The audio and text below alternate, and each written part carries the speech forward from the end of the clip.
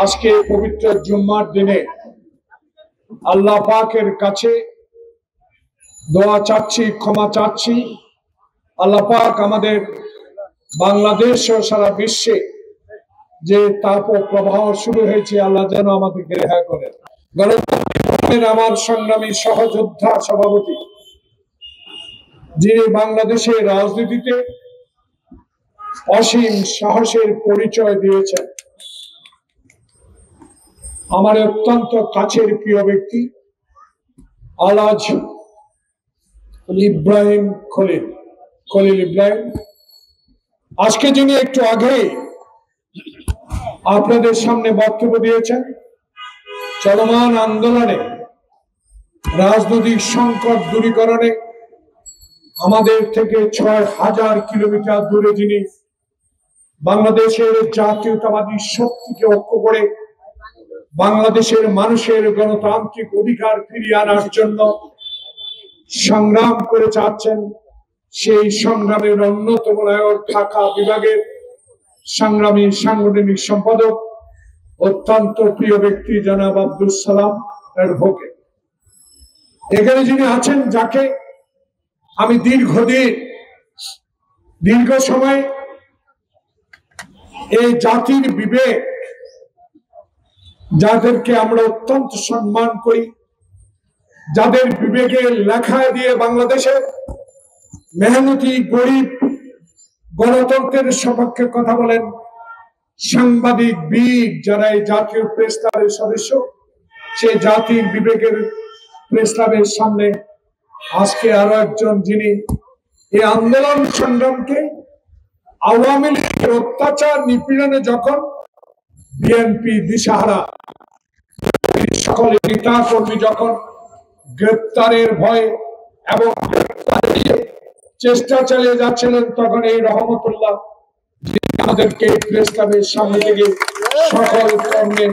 সকল অংশগ্রহণে আপনাদের সহযোগিতা বাংলাদেশে কথা বলার সুযোগ করে দিয়েছেন জনাব রহমতুল্লাহ এবং এখানে অনেক নেতৃবৃন্দ। প্রথমে আমি আন্তরিক আমার ব্যক্তিগত পক্ষ থেকে অভিনন্দন জানাই, যিনি একটু আগে বক্তব্য দিয়েছেন, সাবেক একজন ওলামা দলের নেতা হিসেবে, একটু আগেই যাকে যে ব্যক্তিটিকে আমি এই প্রেস ক্লাবে 28 তারিখের পর থেকে পেয়েছি, যারা আবুল হোসেন অ্যাডভোকেটকে সদস্য সচিব করেছেন ওলামা দলের, তাকেও আমি আমার সহযোদ্ধাদের পক্ষ থেকে অভিনন্দন জানাই। প্রিয় ভাইরা, বক্তব্য দীর্ঘায়িত করবো না, শান্তিনগরে আরেকটি প্রোগ্রাম আছে।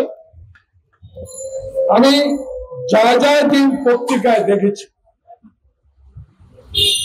527টা পণ্যের মধ্যে বিষ ক্রিয়া পাওয়া গেছে হিন্দুস্তানে, অর্থাৎ ভারতে।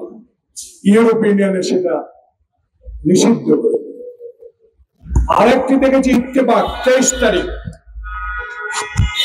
দুটি ওষুধে মেডিসিন ক্যান্সারের মিশ্র প্রতিক্রিয়া পেয়েছেন, উপাদান পেয়েছেন, তাও সিঙ্গাপুর হংকং বন্ধ করে দিয়েছে। প্রিয় বন্ধু দেশ, প্রিয় বন্ধু ভারত, আধিপত্যবাদ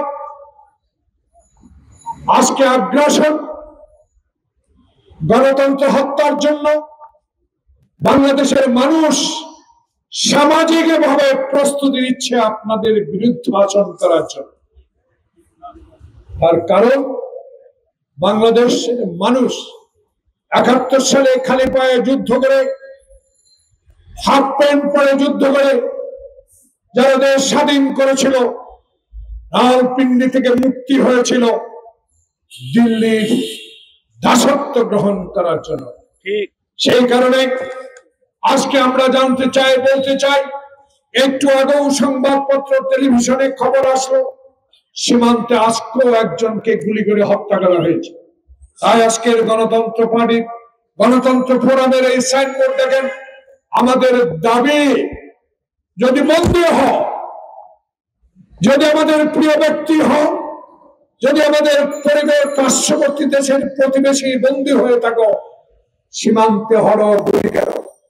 2002 সালে তখনকার স্বরাষ্ট্রমন্ত্রী মহম্মদ, উনি বলেছেন, আমি যখন প্রশ্ন করেছিলাম সীমান্তে পাখি কেন তুলে কেন ফেলানির লাশ, কেন লাশ স্বরাষ্ট্রমন্ত্রী উত্তর দিয়েছিল, এবং আওয়ামী লীগের সাধারণ সম্পাদক বলেছিল এইভাবেই চলতে থাকবে। তাই আজকে বাংলার জনগণ, বাংলাদেশের মানুষ গণতন্ত্রের জন্য লড়াই শুরু করেছে। সেই লড়াইয়ে সরকারি ষড়যন্ত্রের মাধ্যমে, আইন শৃঙ্খলা বাহিনী দিয়ে, প্রজাতন্ত্রের কর্মচারী দিয়ে বাংলাদেশের গণতান্ত্রিক আন্দোলনকে স্তব্ধ করে দিয়েছেন। এমনি সহযোগিতা পাচ্ছেন প্রতিবেশী দেশ ভারত থেকে।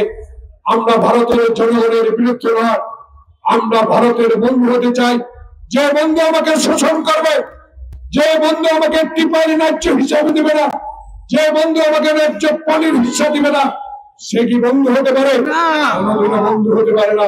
তাই আমরা স্পষ্ট ভাষায় এই সামাজিক আন্দোলনের মাধ্যমে প্রমাণ করতে চাই, ভারতীয় পণ্য বর্জন করো, এই সীমান্ত হত্যা বন্ধ করো এবং আগ্রাসন নীতি পরিহার করো। বাংলাদেশের রাজনীতির হস্তক্ষেপ, নগ্ন হস্তক্ষেপ আপনাকে বন্ধ করতে হবে। কারণ আপনার দেশে গণতন্ত্র থাকবে, আর আমার দেশে গণতন্ত্র যাতে না থাকে সেই ব্যবস্থা আপনি করবেন। বাংলার মানুষ তাহা কোনোদিনও গ্রহণ করতে পারে না, গ্রহণ করবে না। তাই আব্দুল সালাম রহমতুল্লাহ আপনাদেরকে অনুরোধ করবো, আসুন ঘরে ঘরে পৌঁছে দিয়ে সংবাদ, আমরা আগ্রাসন মানি না, আমরা সীমান্ত হত্যা মানি না, আমরা ভারতীয় পণ্য বর্জন করবো, সামাজিক আন্দোলন ঘরে ঘরে পৌঁছিয়ে দেব। তাই আজকে ওবায়দুল কাদের সাহেব, লজ্জা হয় না আপনাদের? ক্ষমতাসীন দল হিসেবে বলেন সকল ক্ষেত্রে নাকি বিএনপির ষড়যন্ত্র আছে, আমরা নাকি ষড়যন্ত্র করে ক্ষমতায় যেতে চাই। প্রিয় বন্ধুগণ, ক্ষমতায় ষড়যন্ত্র করে আপনারা এগিয়েছেন, 111 সৃষ্টি করেছেন আপনারা। মঈন ফখরুদ্দিন সাথে রাতের অন্ধকারে আতাক করেছেন আপনারা। আমরা ষড়যন্ত্র বিশ্বাস করি না, আমার নেত্রী খালেদা জিয়া ষড়যন্ত্র বিশ্বাস করে না, আমার নেতা তারেক রহমান ক্ষমতা যেতে চায় এক মাথা এক ভোটে, ষড়যন্ত্র করে না। তাই ষড়যন্ত্র সৃষ্টি করেন আপনারা, ষড়যন্ত্রের মধ্য দিয়ে ক্ষমতায় গেছেন আপনারা, ভাই ভাই নির্বাচন করে ক্ষমতায় গিয়েছেন আপনারা। 14 সালে 154 জন বিনা প্রতিদ্বন্দ্বিতা নির্বাচিত হয়ে সেদিন ক্ষমতা গ্রহণ করে বাংলাদেশের গণতান্ত্রিক গলাটিকে হত্যা করেছেন।